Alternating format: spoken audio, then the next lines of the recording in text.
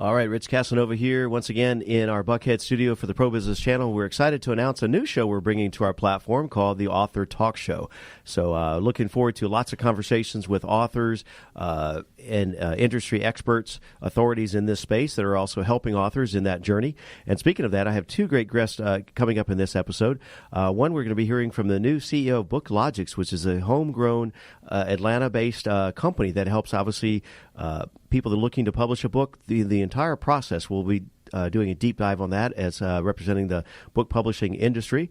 And then also, speaking of authors and book publishing, we have a friend that I've met a while back and joining us now for the first time in the studio, and an actual publisher, and 4 books under his belt, working on his 5th. So look forward to this episode of the Author Talk Show. Thank you for joining us on the Author Talk Show for deep dive conversations with today's most brilliant authors, as they share their story in a way you've never heard before. This episode was made possible in part by your friends at BookLogix, the people who help write, publish, and market your next book. Visit them at BookLogix.com. Here's your host, Rich Casanova. All right, so as I mentioned, we have 2 rock stars here in the studio representing the publishing division, helping authors bring their idea, their concept to the marketplace, and from all aspects. We're going to be speaking with Angela DeCaires just in a moment, but first, let's introduce our second guest who will be joining us in our next segment, Robert Evans Wilson Jr. So, Rob, give us your best teaser for our audience for our next segment. Well, Rich, thank you for having me on the show. And my best teaser, how about this? Innovation isn't just for big companies anymore. It's for everybody. And what I like to do is help people rediscover their secret power and also introduce them to the innovator's lifestyle so that they can get more out of their business and more out of their life. You had that one locked and loaded, ready to go. You've done that before. That's an excellent teaser. That you win the award for best teaser of the day, right? I should have mentioned also you're a speaker, so I think we heard that in your voice. Yeah, very polished. So I might look for some coaching after this episode, right? All right. So Rob, look forward to that conversation. Angela, it's our pleasure to welcome you here to the studio with BookLogix. We've been having a series of conversations with you. I've been intrigued, as most people have this idea, right, of a book is in their future, right? Absolutely. And they need to put it on paper, and that's where you come in. So before we jump into your day job and BookLogix and so forth, so let's talk a little bit about your background prior to this. So you've been quite experienced in public relations, writing, broadcasting, journalism. We may have a spot for you here as well, right? This could be your other part-time job, right, in the studio, know. right? Yeah. So a number of years as a TV news producer and news writer in New York, also followed by public relations work, health systems both in Florida and New York. Holds a degree in communications journalism from St. John Fisher College. So welcome to Author Talk Show. Thank you so much for having me. It's awesome to be here. Absolutely. So before we jump into the subject matter, so what out of that background did you kind of have a flashback to, or right? Definitely the broadcasting days. It's nice to be in front of a microphone and equipment again, although I was behind the scenes. Okay. Kind of running the show. So yeah. So it is when I'm a guest on a show, it's a different kind of persona, and it can throw you off a little bit, right? Yeah, but it's nice. It's nice to be here. Well, welcome. So BookLogix, and that's spelled with an X. It X throws at the folks end, off a right? little bit, but yeah, BookLogix. It makes it unique. So, and we have an exciting announcement that you just stepped up this year in a new position. But before we do that, for folks that haven't heard about BookLogix, give us your best elevator pitch on that. Well, BookLogix is a non-traditional book publisher. We work with folks from all different backgrounds. You don't have to consider yourself an author to come and work with us and have us help you do your book. We can help you write the book, we edit the book, we design it, we print it, turn it into an ebook, do your marketing, your selling, anything and everything that you might need. And it's very much plug and play in your process. So you may not use all of our services, or you might need assistance from us in all areas, but we're really flexible and help you regardless of what you need. It is that true definition of a one-stop shop, and it's kind of a la carte as well, right? It is, absolutely. We don't have preset packages. A lot of folks get thrown off that we don't have a package because they're used to other providers having, a website with choose this package and you must get these services. Each author is different. Every book project is different. What one needs, the other doesn't necessarily need. So everything we do is customized to you and your project, your book. Okay, and as we mentioned, we have a congratulations in order here for you for this year. Thank you. So, BookLogix began about 7 years ago. Well, right? I've been with BookLogix you've been with them 7 years. Yeah, BookLogix started in 2009. Okay. And we are based in Alpharetta. Right, which is a suburb of the greater metropolitan Atlanta area. Yeah. And so 7 years, you've been with them 7 years. So this year, you were invited to step up and take on the responsibilities and wear the T-shirt as CEO. I was. It's very exciting. I'm very passionate about BookLogix. What we do, helping writers, is almost an obsession for me.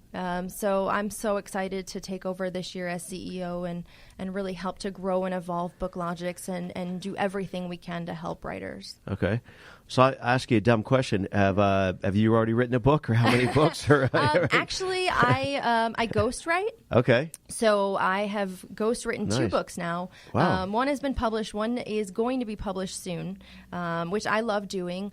And it's challenging. It's challenging to turn off my own author voice and write as somebody else.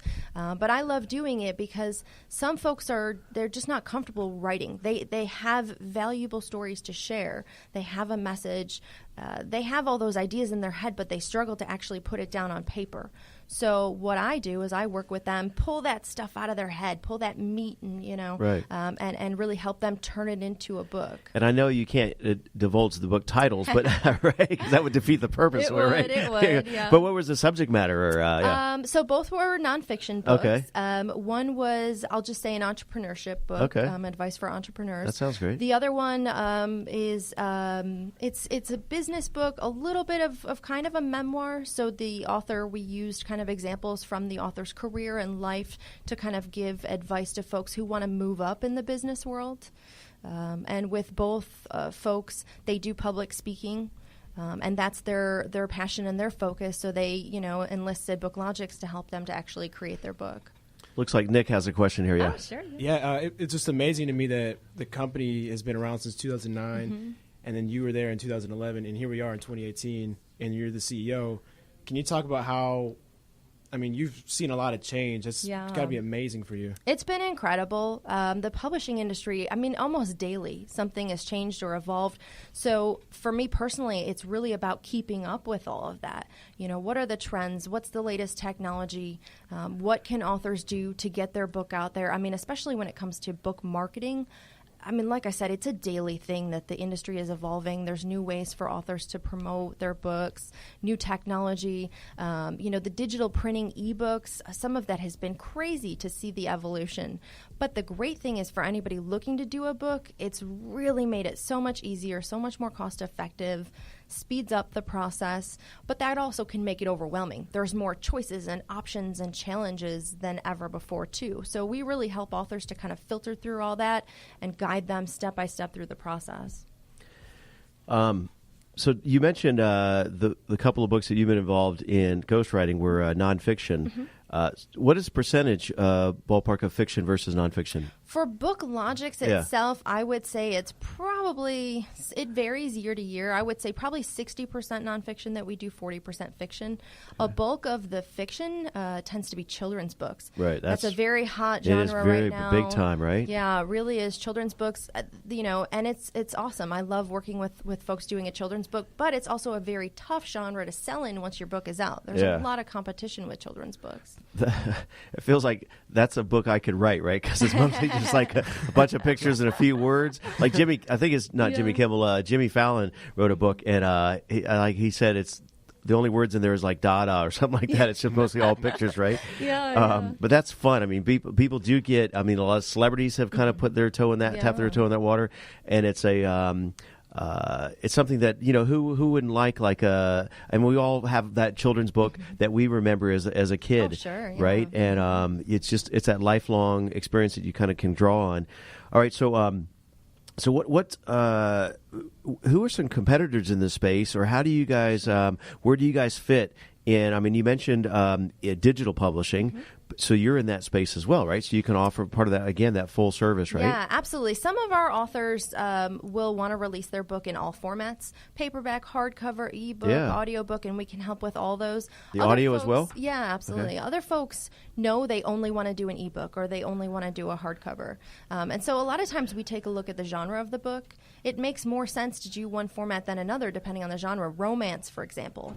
I mean, you can almost not even bother with a print physical book for romance. It's primarily sells as ebook, thriller, mystery, or the audio when they're like, "Oh, there you right go. Now, here we are." Yeah, not one of my. Recruit Robert to do that one. Yeah, I don't read romance personally, but so we take a look at that with the author and figure out what makes sense. Yeah, CreateSpace, I would say, if anybody's heard of CreateSpace, that would be essentially one of our competitors. But we're very different in that we really like more of a personal hands-on approach. A lot of the other providers, and there's nothing wrong with it, it's just how they do things. They have call centers and you get a different person and you don't know who's working on your book. You never get to literally speak to your editor. Right. With us, you work with our team hand in hand. You can, if you're in the Atlanta area, you can sit in our office and work with the designer, work with your editor. So for authors that really are wanting more of that personal hands-on approach, if they really are looking for additional guidance, that's really what we offer compared to some of the other folks. Man, I'm filling up a whole page of questions here. Robert, hopefully we'll have time for you, whatever, right? We may need you to join in the conversation here in a minute, yeah. So I'm going to try to do these a little bit rapid fire, and we'll circle back around in the panel segment as well. Yeah. But I had an interesting thought when we were talking about romance novels and so forth. I've always thought, I want to write that business book. I actually have some working kind of concepts and so forth. We'll talk off air about that. But when you mentioned romance, maybe, Nick, I just had an aha moment. Really, actually, Rich Casanova should be writing romance books. Hello. It's time. You're in the wrong business. Yeah. Apparently, whatever. Yeah. Now it's called pro business romance or something. Yeah. Meanwhile, PBR. Yeah. Right. So, what are some of the challenges on both sides of the table? Right. For you guys as BookLogix, because competitive space, technology is changing. Not just the ebooks, but I mean, bookstores are hard to find. In Buckhead, I go sometimes to the Barnes and Noble. I think it's probably one of the last Barnes and Noble standing. In Atlanta, there used to be Books A Millions, all the independent. Yeah. So I want to talk about the bookstore place, but before we get into that, challenges on both sides of the table for you guys as BookLogix, and what's on the short list, the top 3 kind of reasons or challenges or barriers for people, actually getting to print? Well, I think our challenges almost overlap with our authors' challenges, getting the word out about a book. So there's at least 3,500 books released every single day. Every day? Yeah, every day. It's crazy. The self-publishing, the evolution of self-publishing and the programs and providers that are out there there's been an explosion. So one of our challenges is when we are marketing a new title is getting the word out there. What's the best way, trends and things. And so that's also a challenge that our authors share as well. Just literally, a lot of folks think, my book's on Amazon, I'm just going to start selling like hotcakes. Yeah. Well, if there's 3,500 there's a couple other books, plus the ones that are already in inventory, Yeah, so that can be overwhelming. Challenges for us, of course, keeping up with technology and programs, but also trends, with the look and feel of books, not only from the physical materials, but the design aspects has really evolved a lot too. So just kind of staying on top of those things. But for us, it's very collaborative of working with the author and looking at the trends. You read my mind as you were speaking. I'm writing down what sells a book, right? I don't want to give away too many of your trade secrets or whatever, right? But correct me if I'm wrong, it is the title and the cover. Yeah, that's huge. I mean, I've talked to folks who are responsible for selecting books for bookstores, and sometimes they don't even read the interior of the book. If that cover and that title are compelling enough, they feel like a buyer is going to buy it. Wow. So it can make all the difference. Although I could talk for hours about bookstores. Unfortunately, bookstores, although every author, of course, it's the dream to have your book on a bookstore shelf, sometimes it doesn't make sense nowadays for authors when you look at the numbers. Cost or whatever, I mean, we have authors that have sold 10,000 books on Amazon, never worried about a physical bookstore, and then ended up getting a contract with a traditional publisher. So, we take a look at your book and whether or not that process of being in a bookstore really even makes sense for you. Yeah, so the book I'm thinking of jumps right off the page is The 4-Hour Workweek. As soon as you hear that, you're just captivated. Like, what? Yeah, you got to pick that up the shelf. I mean, the first time I saw the Tim Ferriss, right? I mean, you just kind of strike a chord. and people are intrigued. Like you got to like find out what's the deal with you can't even really wrap your head around what is he talking about a 4-hour work week, right? You mean there are people working more than 4 hours a week? Exactly, yeah. A couple of people out there I've heard about, yeah. Couple last questions, and we're going to pivot here and bring you back in on the next segment here.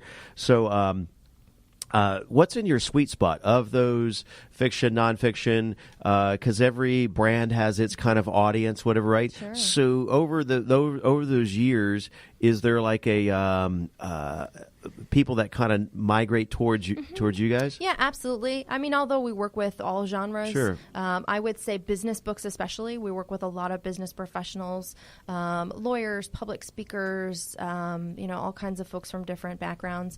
And then I would say children's books is another one. We do a lot of that. And also memoir. We work with a lot of folks that, and maybe their goal is not even to sell the book. They just want to share their story, leave it behind for family. So I would say, like I said, although we do all the genres, those are probably some of our top ones. Okay, I got a half dozen other questions, but I'm going to hold those for our open panel here because otherwise Robert's like, hello, right? So, Angela, how would people find out about BookLogix? They can go to BookLogix, BookLogix.com. Awesome. Easy enough, and we'll post that as well as all of your social media handles. Looks like they're all BookLogix as well. All right, so hold tight. Maybe make a couple of notes you might have for Rob in our next section here. We'll open it up, but first, so Rob, as we mentioned, and as you heard, he's not only an author, a 4-time author, but also a speaker, seminars, coaching, copywriting. You've had a very illustrious career and background here. You mentioned about content and innovation. Innovation is like, in business specifically, you've got to be aware of that because otherwise you're going to be left behind, disrupted, and right. And it's happening in real time. Well, you've heard the term creative destruction before. It was a term coined by Joseph Schumpeter back in the 1940s, and basically what he was saying with that term was that, the new technology is going to make old technology obsolete.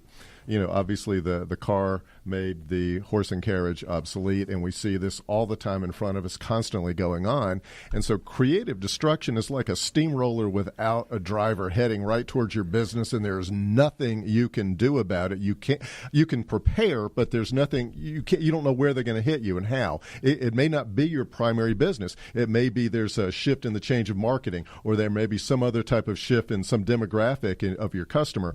You never really know how it's going to hit you, and you just have to be prepared by being open to change. You have to always be flexible and learning to be adaptable and learning to and so this is what I like to do, is teach people how to be prepared, not just for creative destruction, but for formulating new ideas for their company, for solving problems faster, for recognizing opportunities and dealing with change easier. Because, people don't like to change. Oh, yeah, they're going to resist that as much as they possibly can.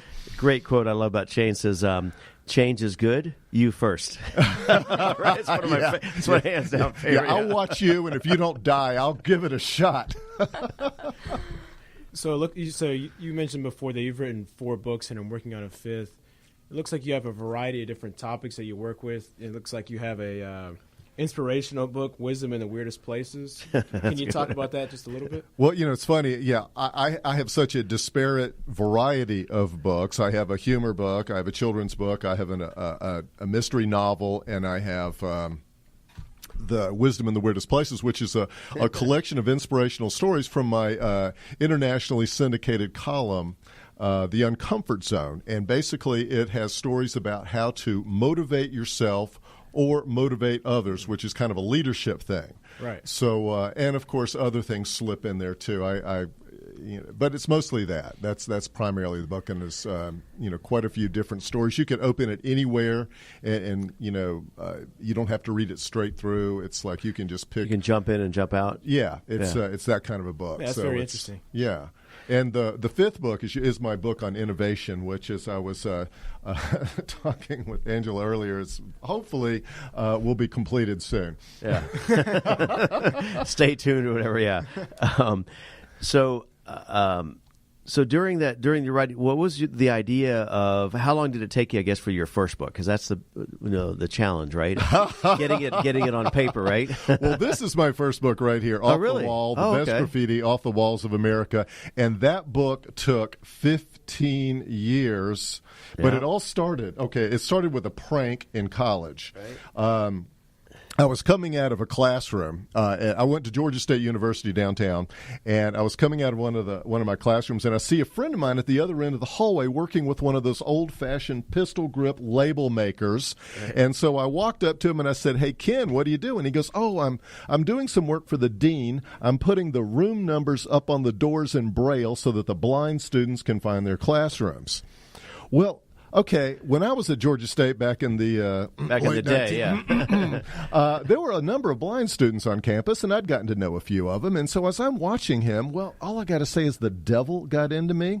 And I said, Ken, does that label maker just do numbers, or does it do the whole alphabet? He goes, oh, yeah, it does the whole alphabet. I said, good. Let's take that over to the Student Center men's room. Let's put some graffiti up in Braille. No, great. And so we did.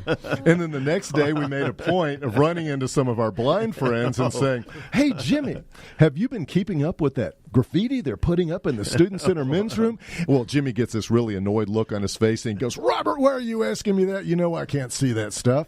And I said, "Well, next time you're in there, just feel above the toilet paper dispenser."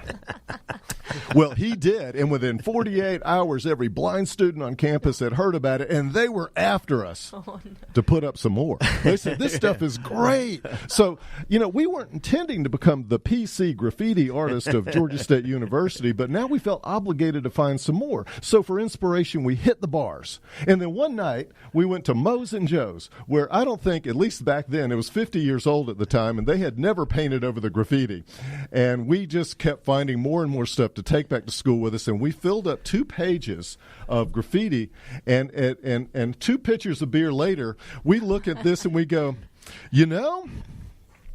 we should just keep collecting this stuff until we find enough for a book.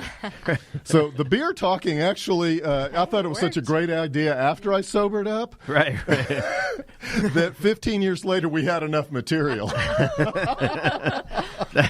That is not only a great story, but it pivots right into a note. So apparently, you're, in addition to telling that story, and as a speaker, you've traveled around the world.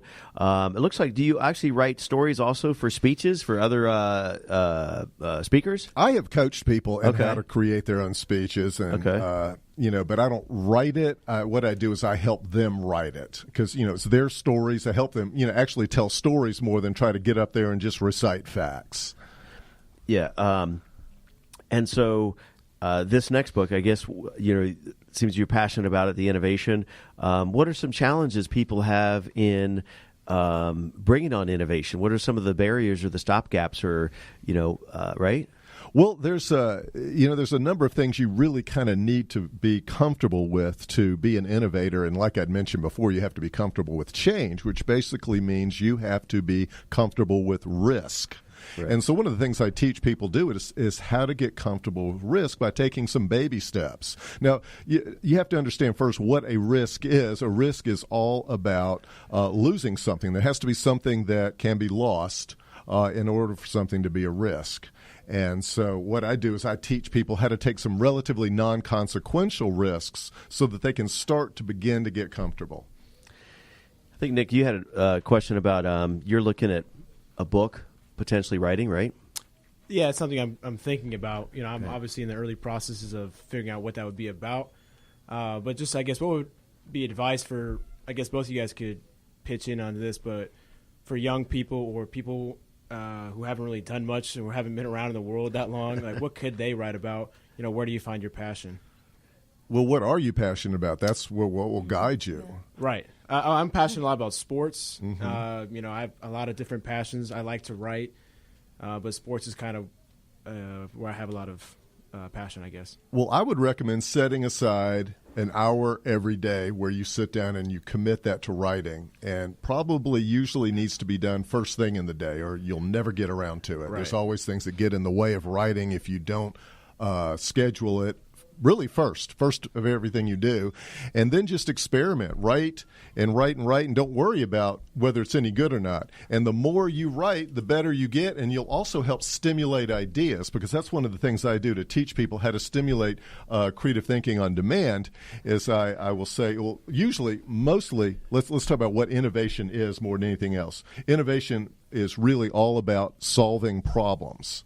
Okay, and so if you set out, to solve a particular problem in your company, for example, I'll use a general example of people are like maybe worried, I don't have enough clients, and if I don't get enough clients, I can't stay in business. And, how do you go about doing this? Well, one of the first things I do is I teach them what I call an innovation tool. Okay. And I like to say, okay, well, why don't you ask yourself, what would you do if the opposite were true? For example, what would you do if you had more clients than you knew what to do with? But go buy something. Yeah. And what this does is it breaks you out of the rut of your thinking. Okay, and because we get stuck, we also almost look with blinders on. We can't really see past the way we've been looking at things forever. And so that's just a technique for changing your perspective. But I like that because it's tangible, something people can kind of act on. Right. So I got a question for you, and we're going to do a roundtable here, Nick, and I want to ask some more questions to Angela here as well. And I want to ask you about Jumpstart Your Meeting, but before we do that, how would people find you online? Reach out to you or connect with you? The easiest way is to go to robwilsonspeaker.com or Google me with my full name. If you put my middle name in there, Robert Evans Wilson Jr., you'll find me that way. There may be only 2 of those people in the U.S., yeah. So, and you can see his picture here on the website, so you get the right guy, yeah. Okay, so Angela, I got some more questions for you, but first, Jumpstart Your Meeting, Rob, what's that about? Well, that's the name I gave my company as a professional speaker. I thought it was really clever 20 years ago when I came up with that. Exactly. I think it still works today. Yeah. Who wouldn't want that, right? The idea was that I'll come in and do this, keynote speech is going to electrify your audience and just get them all motivated and ready to go. Yeah, I think I just got a shock on the microphone right here. There we are. All right, so Angela, so we were picking up on the conversation about BookLogix, and I'm sure some of this conversation is striking a chord. Commonalities with an author. Rob was talking about, well, Nick was asking, kind of from a mentor standpoint. So what's on the short list if Nick or myself or someone comes into BookLogix and say, okay, let's get this project started? Obviously, you have a workflow, right? What does some of that look like? Well, really, it starts with a lot of discussion with an author. Goals. What are you trying to accomplish with this book? Who do you think your target audience is? Unfortunately, a lot of folks think their book is for everyone, and there's not a single book on the planet that every single person's going to want to read. So really honing in, working with the author to figure out, who is this person? Are they young, old, male, female, wealthy, poor, whatever the case may be? And from there, looking at the manuscript, editing it, does it deliver on that value proposition? Does it speak appropriately to the target audience? And kind of taking them through the whole publishing process. I think one thing that folks wanting to write a book, and this may help you, Nick, is a lot of authors don't research the competition enough. I always tell folks, your book is like any other product. Yep. When Maytag wants to come out with a washing machine, what are they doing? They're looking at what GE's latest washing machine does. Right, yeah. How quickly does it wash or dry or whatever the case may be. So really looking at other books that are out there and trying to hone in on, okay, what is your book going to offer people that's truly different? Are you going to teach them something nobody else does or say something in a really unique way? And that a lot of times can help spark an idea for a book or help you really focus on the direction for your book. It really dovetails to what Robert was talking about. Robert was talking about innovation, and to continue that washing machine analogy. Yeah. The first time I heard it's just still a fairly recent phenomenon where there's a machine that will wash and dry your clothes in the same Yeah, that sounds widget. Don't It does, right? But you're going to fold them. That's fold them. Yeah, put it in the drawer. Put them away. And, yeah. But like you were, okay, I don't know about that, guys. But yeah, good luck on that one. Yeah, but but what we were talking about was helping people through that process. Mm-hmm. There's so many moving parts to that, there right? There really are, yeah. So I don't know if this is a fair question, but is there a timetable that you can expect, or is typical? On average, once a book is written, if we've gotten through the writing process, or an author comes to us with a written manuscript, it's usually a 3 to 5 month average time frame for doing all the publishing stuff. So the editing, cover design, interior design, proofing, converting to ebook, printing the books, planning, marketing, listing it for sale. Now, marketing can start somewhere kind of in that 3 to 5 month range, but it should continue. A lot of folks don't understand that it really can take anywhere from 18 to 24 months to really build up enough buzz and attention for your book. Folks hear about some of those crazy big success stories, famous authors, and they think that stuff happens overnight. And it really doesn't. It can take a year and a half of you really pounding the pavement and pushing this book out. And like you were saying, I mean, there's a lot of analogies to what we're doing in terms of podcasting, creating content, and a lot of some similar rules apply, right? Identify your audience. There's a great podcast that talks about find your avatar, right? Describe who is that person that's going to be listening to this show, right? So obviously we're on Author Talk Show. If that's not in your wheelhouse, right? If you're all into coffee or landscaping or flying planes and you're not really thinking about reading a book this year or writing a book, right? We just did a show this morning about co-founders and startups, right? So it is, content right now, whether it's digital, whether it's audio, video, or, the printed copy, it really is because there's so much, content's being created every day by the hour that you've got to find your niche, identify your audience, and find that lane. Because if you can just capture a small portion, the sky's the limit, right? Yeah, and it sounds scary. It sounds scary to narrow down that audience and really hone in on the tiniest group of people you can. But I promise you, everything that you do, every decision you make in the publishing process will be that much more effective when you've done that. Oh, that's so true. Refining your target audience. And then you can also start building a platform, in the meantime, whether it's through your social media and finding people who fit that demographic or that target audience. Yeah, something you just said kind of triggered. I was thinking about how many people come to this idea, or have you had success stories on this premise of a franchise series of books, right? I mean, the iconic one is obviously Chicken Soup for the Soul, right? Yeah. And those are the exceptions. It's hard to kind of strike that gold, right? But would you coach someone to start out? Because the book we're working on here at Pro Business Channel, we're thinking on the onset, if we created the first version, we could create a series down the road if it's successful. Absolutely. I think some of the challenges are not to wait too long in between books. A lot of authors release that first book and it takes them. So it's no different than a music album. If a musician waits too long to release that next CD. Their audience has kind of moved on. I know, and Robin, your 4 books, there's some commonality, but they're also very different, right? Yeah, they're very different. Right? I would encourage someone, if they're writing fiction, to try to write a series, because that is a great way. You can market a series so much easier than you can market a single book, and you're going to get more interest from the movie industry, because if the first one is a hit, they're going to want to have something to come back to, and they're less likely to be interested in your book if it's not a series. So writing a series is from a marketing standpoint is just a real smart move. Because we're going to run out of time here. I have so much content here to talk about. But that series, this idea is, we'll talk off air, but one of the premises, we've had several thousand people come through these doors and hear their conversation, right? And as you can see all throughout our studio, our message, our mantra, our slogan is converting conversations to content. Right. So one of my pet peeves, I go to events, seminars, and it's phenomenal listening to the speaker, but after it's over, it just vaporizes because no one captured it. So we have this idea of taking some of our best of podcasts, some of our shows, our hosts, and because we can transcribe them, some of our shows actually pay us, and we actually transcribe the podcast into written content. And then the sky's the limit, how you can repurpose that, right? Definitely. And collaborative books are very popular now. So getting together with other experts in an area. You're reading my mind. How is this? What app are you on? Because that's becoming very popular, because then you have that many more people with a stake in the book and they help promote it. So it helps to kind of share the workload of marketing. Did you talk to her about this ahead of time? Whatever, Nick. I did. Because we have that. It's actually we have a couple books on our shelves. All the books on the shelf over here have been authors been through the studio, right?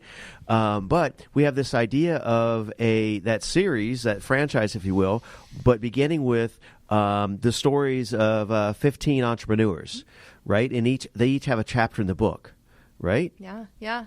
I think it's great. Yeah, that's 15 people that are out there spreading the word, doing events and speaking and putting on their social media. So I just need you to sign right here under this. It's an informal contract, whatever. Yeah. But all right. So Okay, speaking about podcasting, so one of the ideas is taking a podcast, and we have some shows have been going on for quite some time, almost 2 years, like Franchise Business Radio.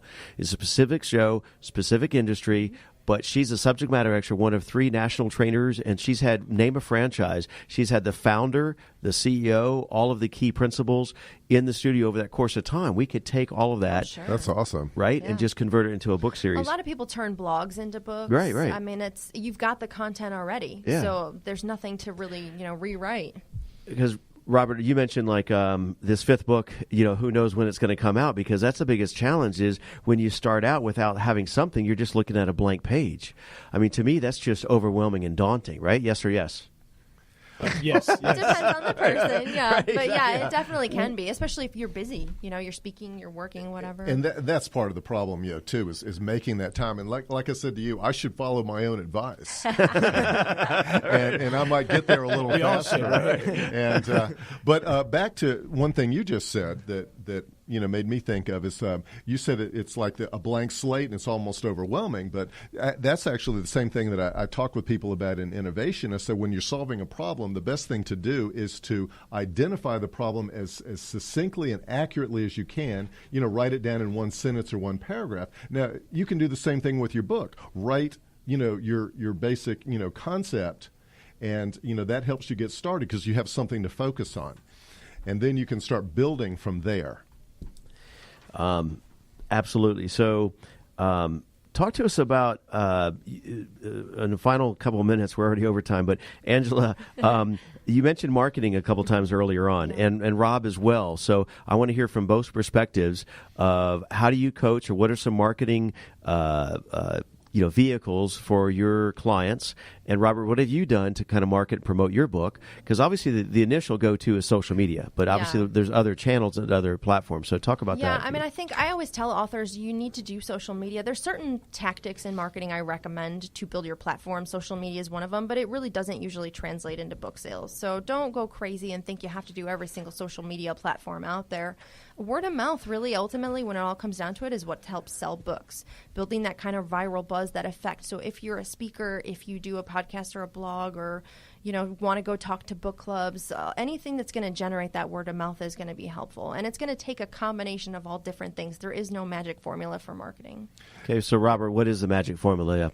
Well, if you can capture your target audience, getting their email address, email marketing is really the best way to go. And you can do that through social media and do some, Facebook advertising, do a giveaway, something like that in order to get their name and email address. And once you've done that, email is so much more effective than social media on its own. And so that's to me. I mean, I have a marketing background as well, so that's what I would recommend. It's just the way to go. It's inexpensive, but you've got to capture those names, and you got to find out a way to do that. And there's a number of ways you can do that. Yeah, that's a great point. I'll definitely look into that. That makes a lot of sense. Angela, I just want to ask you one more question about BookLogix. How does distribution work for selling someone's book? They've done the whole process. The book is written. What can you guys do to help distribute that book? Yeah, we sell our authors' books in a number of ways. Amazon, obviously, is going to be the big one, right? Love them or hate them. Who is that? I know. Love them or hate them. That startup, yeah. They are the number one seller of books. So I have some authors that we focus exclusively on Amazon. If you have your own website, we can do all the fulfillment for you from your website, so you don't have to be running to the post office. Ebooks, or we also sell through Barnes & Noble, so we submit books to the Barnes & Noble buyers to review. Now, not every book gets picked up for in-store. Some of them it's online only, but that's another great avenue. But a lot of our authors also, if you're a public speaker, sometimes that's the best way to sell your book. If a potential buyer hears you speak, it really the message sinks in for them. They get connected to you in a way, and they want to buy that book. So for some of our authors, that has been fantastic. And want to follow up on that conversation, right? And that's why I need to finish that book. But you speak, around the country and so forth. And so when people, they hear your keynote or a seminar or what have you, so they want a deeper dive. And so now, the logical thing is the book BookLogix. Now I just got it. Yeah. No, is that they want to follow up and read a little bit more, right? Well, that's when the speaker's finished his presentation and people are excited about what he's had to say and they want to know more, that's when they're going to buy it, most likely. You can have it available online, but if you have it right there, they're more likely to go ahead and buy it. So that's why speakers all want to have a book. Mm-hmm. Yeah, and that actually dovetails right into what my next note was about. That's one of the perks or bonuses, not just side benefit. For sometimes it is the intention. When you write a book, yes, your speaker fees go up, right? Because now you're introduced on stage as an author, best-selling author, multiple books. Immediately, as you know, the first few words in the book, author, are authority. Instant credibility. Yeah, right? It really is. Game over, right? Yeah, it shows you're serious enough to put it down on paper and sell it as a product. It really does. It's a psychological thing. And probably, I'll make up a number, but probably only 3 to 5% of the people that have the intent actually, get to the final point process, right? It's a massive undertaking, right? Yeah. Okay, so last two questions. We are officially overtime, but that's okay. Nick, we okay to go overtime? Sure. Okay. He said it's okay. Yeah, just this once. Yeah. And a shout out to Nick. Nick Rodriguez here in the studio. Really kind of the driving force behind launching Author Talk Show. Your thoughts so far? It's been great. This is the pilot episode, and it's been great to have you two talk about two different perspectives, but it's been great just to hear what you guys have to say. So I appreciate you guys coming in. Thanks for having me. I concur. Yeah. Absolutely. So obviously our middle name is business. We are on the Pro Business channel. So not only writing our book and maybe helping some of our guests, author their own book, partner with you guys, what have you, right? Maybe some coaching and some advice as well from speaking standpoint. A lot of them want to become speakers as well. But so from a business perspective, it really is that business card. Mm-hmm. And talk to you about the strategy, because now with BookLogix and publishing, it's not anywhere near as expensive. No. Back in the day, it could cost quarters of millions of dollars, right? And now you can correct me if I'm wrong, but you can order kind of on demand and order the quantity that they need, right? In fairly minimal quantities. So, Rob, I don't know if you've used this strategy in marketing, but in some cases, you handed me a book. As soon as you walked in, you gave me a copy of your book. It can become, for a lot of business people, the intent is not really to make money off selling the book, right? Yeah. It's their business card. Well, again, yeah. Yes or yes? Yes, definitely, yes. But talk to me about have applied that, have seen other people leverage that, right? So, absolutely. Like you said, a lot of speakers, have a book, and they're the only ones selling it when they're out there. Yeah. Maybe they sell a few on Amazon, but primarily it's them pushing their books when they're selling, or maybe on their web, or when they're speaking, or often on their websites. I have, on average, probably 2 to 3 people contact me a month about wanting to write a book. I'm going to start sending them your way. Well, there you go. I'm serious. There's so many people, and I give them advice on how to write, but I can't give them a lot of advice on how to publish other than what I have done. Yeah, we have authors that just hand their book out. Right. They don't even hardly sell any themselves. It's selling on Amazon and things, maybe through stores, but the copies they have, it's just to give to people. Yeah. Here's a copy of my book. Well, a lot of speakers, that will be part of their fee, that everybody gets a book. Right, yeah. And that's a win-win, right? Because you've got paid to be there. You build that into the proposal, right? So you cover some of those hard costs. But then voila, 30 people or 300 people get a copy. And then that goes back to that grassroots or word of mouth, right? Yeah. I don't know if we run out of questions or time, but one of the other, we have another show coming up, so we got to wrap things up. Angela, Rob, it's been our pleasure. One more time, how would folks find out about you online and your services? For BookLogix, it's BookLogix, BookLogix.com. Well, thank you for having me on, Rich. And the easiest way to find me is my website, robwilsonspeaker.com. All right, on behalf of the Pro Business Channel Networks, all of our syndicated platforms, Nick, our engineer, I'm Rich Casanova, your host for this episode of Author Talk Show. We'll see you next time.